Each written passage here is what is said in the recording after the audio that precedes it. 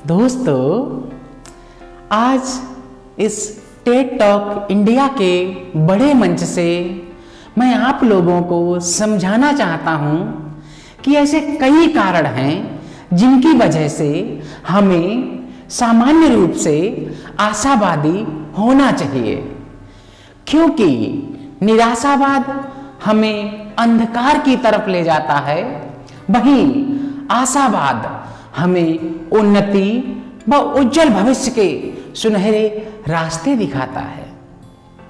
एक कहानी के माध्यम से मैं समझाना चाहता हूं कि एक बार एक राजा था। उसके पास दो पालतू जानवर थे, एक लोमड़ी और एक खरगोश। एक बार जब राजा एकांत में बैठा था तो उसके मन में एक विचार आया और उसने अपने मंत्री से खेत में बहुत सारे गड्ढे खुदवाने के लिए कहा और साथ ही एक गाजर और एक हड्डी का टुकड़ा लाने के लिए कहा। फिर उस राजा ने एक छेद में हड्डी एवं गाजर छिपा दी। फिर उसने खरगोश और लोमड़ी से कहा, जो भी पहले हड्डी व गाजर को ढूंढेगा उसे शाम को मनपसंद भोजन व उपहार दिया जाएगा। खरगोश बहुत ही आशावादी विचार रखता था। उसे उम्मीद थी कि वह गाजर को ढूंढ ही निकालेगा, लेकिन दूसरी तरफ लोमड़ी बहुत ही निराशावादी थी। वह मन ही मन बोली कि यह क्या मजाक है, इतने बड़े खेत में कोई कैसे हड्डी को ढूंढ पाएगा। यही सोचकर लोमड़ी खेत में बने एक बड़े से गड्ढे में जाकर बैठ गई। वहीं खरगोश पूरे जोश के साथ खेत में गाजर ढूंढने में लग गया। खरगोश को उम्मीद थी कि वह सारे छेद में देखेगा, आखिर कहीं तो गाजर होगी। खरगोश घंटों खेत के चक्कर लगाता रहा, बार बार खेत में बने छेदों को देखता रहा। धीरे धीरे उसने पूरे खेत के सारे छेद में जाकर देख लिया, लेकिन कहीं भी उसे गाजर नहीं मिली। तभी उसके दिमाग में एक विचार आया और वह उस बड़े से गड्ढे के पास गया जहां लोमड़ी आराम से लेटी हुई थी। उसी बड़े से छेद में गया और खरगोश गाजर ढूंढने लगा। संयोग से वहीं उसे गाजर और हड्डी दोनों छिपी हुई मिल गई। अब तो खरगोश की खुशी का कोई ठिकाना नहीं था। दोस्तों, आपने देखा कि लोमड़ी जहां आराम से सो रही थी वहीं से हड्डी और गाजर मिली, लेकिन देखिए लोमड़ी तब भी उनको नहीं ढूंढ पाई। क्यों? क्योंकि वह मानकर बैठ गई थी कि इतने बड़े खेत में खोजना बहुत मुश्किल है। उसकी निराशावादी सोच ने उसे बड़े आराम से हारने दिया। कहीं आपके साथ भी तो ऐसा नहीं? कहीं आपने भी तो मन में कोई नकारात्मक विचार नहीं बना रखा? कहीं आप भी तो कठिनाइयों से नहीं भागते? कहीं आपको भी तो प्रयास करने से डर नहीं लगने लगा? दोस्तों, उम्मीद और रास्ते हमेशा खुले रहते हैं, लेकिन निराशावादी विचारधारा इसको एक जंजीर में बांध देती है। हम मान लेते हैं कि बहुत कठिन काम है, हम नहीं कर सकते, लेकिन वहीं आशावादी लोग रास्ता निकाल लेते हैं और अपने हर काम में सफलता प्राप्त करते हैं।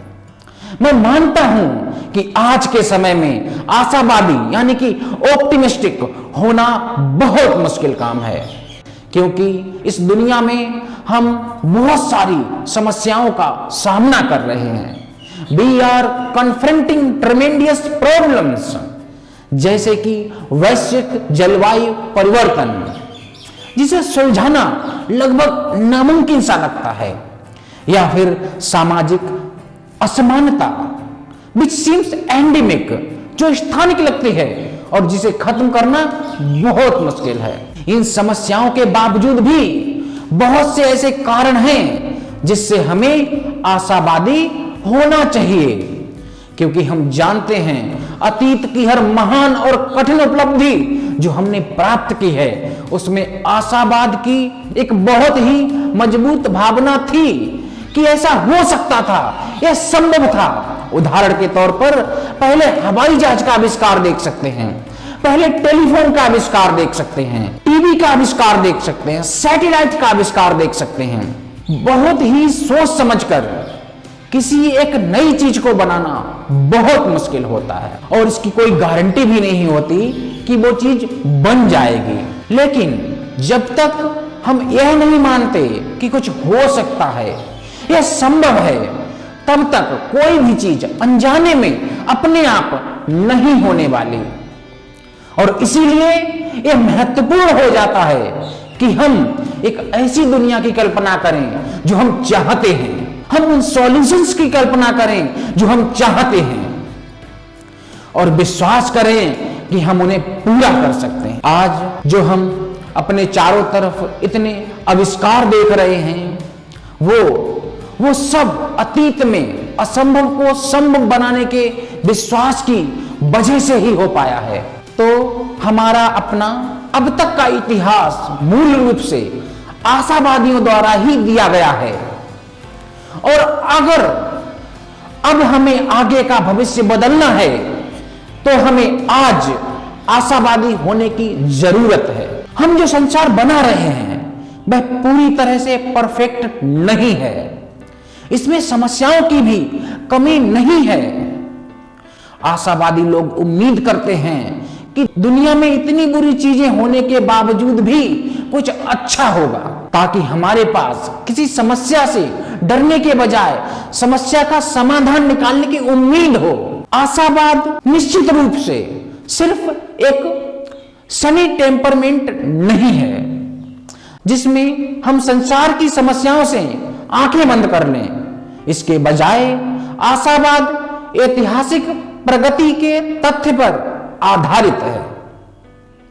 अगर हम इस घटना से ऊपर उठें और अतीत के डेटा को वैज्ञानिक और तर्कसंगत तरीके से देखें तो प्रमाण के आधार पर हम पाएंगे कि औसतन पिछले 700 वर्षों में समय के साथ वैश्विक स्तर पर बुद्धिशील सुधार हुआ है। पिछले 700 वर्षों में समय के साथ वैश्विक स्तर पर वृद्धिशील सुधार हुआ है। कैसे हमने पत्थरों से आग की खोज की, कैसे हमने लकड़ी के औजारों से लेकर परमाणु बम तक का सफर तय किया, कैसे हमने युद्ध से लेकर बुद्ध तक का सफर तय किया।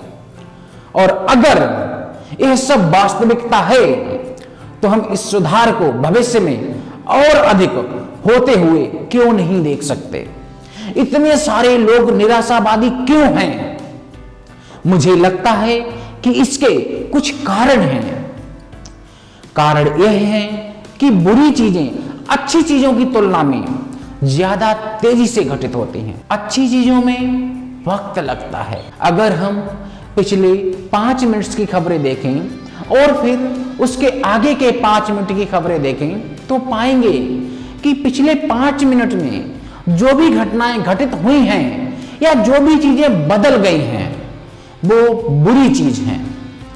उदाहरण के तौर पर जैसे कि रोड एक्सीडेंट्स, किडनैपिंग, रॉबरी इत्यादि।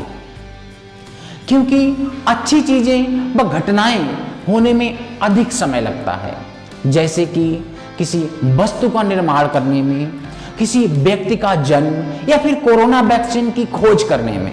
अभी आज हम पिछली पीढ़ियों के कार्यों से लाभान्वित हो रहे हैं जिन्होंने काफी कठिनाइयों का सामना करके सड़क, हवाई जहाज, टेलीफोन नेटवर्क व गगनचुंबी इमारतों का निर्माण किया, जिनका हम आज आनंद ले रहे हैं।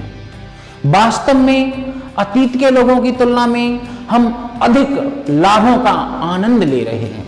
अतीत के लोग हमारे लिए अच्छे पूर्वज के रूप में, एक आदर्श पूर्वज के रूप में कार्य करते रहे हैं, क्योंकि जो तात्कालिक लाभ उन्हें प्राप्त हो सकते थे वो उनका बलिदान आने वाली पीढ़ियों के लिए करते रहे हैं।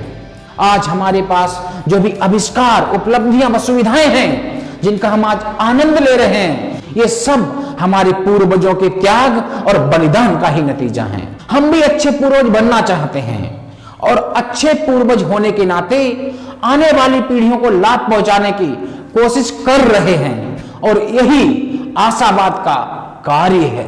एक अच्छा पूर्वज होने के नाते वर्तमान में हम व्यक्तिगत रूप से जो भी चीजों को पूरा कर सकते हैं, समय के साथ भविष्य में हम उन चीजों को पूरा करने में कहीं अधिक सक्षम होंगे। इसलिए जब हम भविष्य पर भरोसा करते हैं तो इससे हमें समझ आता है कि प्रगति के कारण आने वाली पीढ़ियों के पास न केवल बेहतर जीवन स्तर होगा बल्कि उनमें समस्याओं को हल करने की क्षमता भी आज से अधिक होगी, क्योंकि उनके पास ज्यादा ज्ञान होगा, क्योंकि उनके पास बेहतर उपकरण होंगे और इसीलिए हम उन पर भरोसा कर सकते हैं। हम इस तथ्य पर भरोसा कर सकते हैं कि भविष्य में आने वाली पीढ़ियां उन समस्याओं का समाधान कर सकेंगी जिसे हम आज हल नहीं कर सकते। जैसे कि भविष्य में मानव को हम जीवित कर सकते हैं, हम समय यात्रा कर सकते हैं, हम अदृश्य हो सकते हैं और हम एलियंस का पता भी लगा सकते हैं। तो इसका मतलब यह है कि हमें आशावादी होना चाहिए, इसलिए नहीं कि हम मानते हैं हमारी समस्याएं हमारी सोच से छोटी हैं, बल्कि इसलिए हमें आशावादी होना चाहिए क्योंकि हम मानते हैं कि समस्याओं को हल करने की हमारी क्षमता हमारी सोच से कहीं अधिक है। आशावादी समस्याओं से दूर नहीं भागते, बल्कि आशावादी लोग समस्याओं को गले लगाते हैं, क्योंकि ये समस्याएं ही हैं जिनसे हमें नए समाधान मिलते हैं और जो समाधान हैं वो और समस्याएं पैदा करते हैं। जितनी ज्यादा समस्याएं होंगी उतने ज्यादा समाधान होंगे और जितने ज्यादा समाधान होंगे उतनी ही समस्याएं होंगी। और इसीलिए ही यह कहा जाता है कि आवश्यकता आविष्कारों की जननी है। Need is the mother of invention. इसलिए मेरा मानना है कि आज हमारे सामने जो भी समस्याएं हैं वह अतीत के समाधान से उत्पन्न हुई हैं। एग्जाम्पल के तौर पे क्लाइमेट चेंज, और आज हमारे पास जो समाधान है वह भविष्य की समस्याएं पैदा करेगा, क्योंकि नए समाधान कई और समस्याएं पैदा करता है। ठीक उसी प्रकार जब विज्ञान किसी एक प्रश्न का उत्तर देता है वह उत्तर 2 या 3 नए प्रश्न उत्पन्न करता है। इसलिए इन पेक्यूलियर वे, एक अनोखे तरीके से विज्ञान हमारे ज्ञान से अधिक तेजी से हमारी अज्ञानता, हमारी इग्नोरेंस का विस्तार कर रही है। इसीलिए हमारे पास सवालों और समस्याओं का असीमित भंडार है, लेकिन समस्याएं प्रगति में बाधक नहीं हैं। समस्याएं ही प्रगति का मार्ग है। अगर कोई समस्या नहीं तो कोई प्रगति नहीं। इसलिए मैं स्वर्गलोक को ठुकराता हूं क्योंकि वहां कोई समस्या नहीं है। तो घटित होने वाली हर घटनाएं मूल रूप से संभावनाएं होती हैं जो नए समाधान और बेहतर अवसर प्रदान करते हैं। तो इस तरह समस्याएं असीमित हैं, सुधार की कोई भी सीमा नहीं है। तो हम सभी दिशाओं में खुद को सुधार सकते हैं।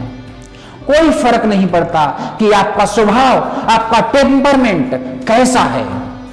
आप अभी भी आशावादी होना चुन सकते हैं। विशाल समस्याओं के लिए विशाल आशावाद की आवश्यकता होती है। Gigantic problems require gigantic optimism. आशावादी होना हमारा दैनिक दायित्व है, क्योंकि जब हम आशावादी होते हैं हम भविष्य को आकार दे सकते हैं, हम बेहतर पूर्वज बन सकते हैं, हम अपनी पहुंच को बढ़ा सकते हैं, चीजों को खुद से बड़ा बनाएं। आशावाद को हम एक शक्ति के रूप में उपयोग कर एक बेहतर भविष्य का निर्माण कर सकते हैं। धन्यवाद।